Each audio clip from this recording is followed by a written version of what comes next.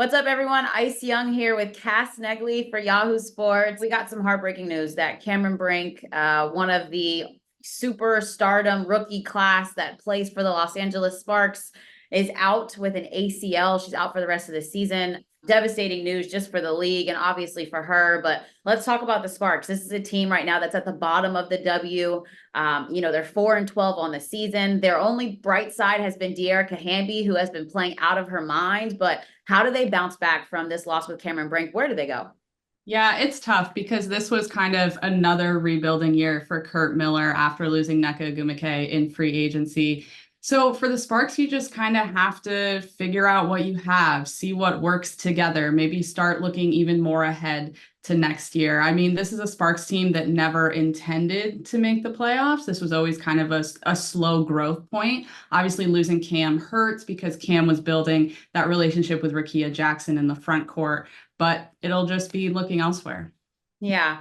Brink, before her injury, she was averaging 7.5 points, 5.3 rebounds, 1.7 assists, and 2.3 blocks. I really felt like she was just starting to pull it all together. And then also for the Sparks, Azurá Stevens, a player that has played good basketball in the W, is also still out with injuries. So they just do not have the size right now. But we know, bigger picture this summer, Olympics are here in Paris. Cameron Brink was supposed to be on that 3v3 team and obviously not able to compete. So where does the USA team and the Olympic team go from here? What are some options, Cass, that you can put on our radar?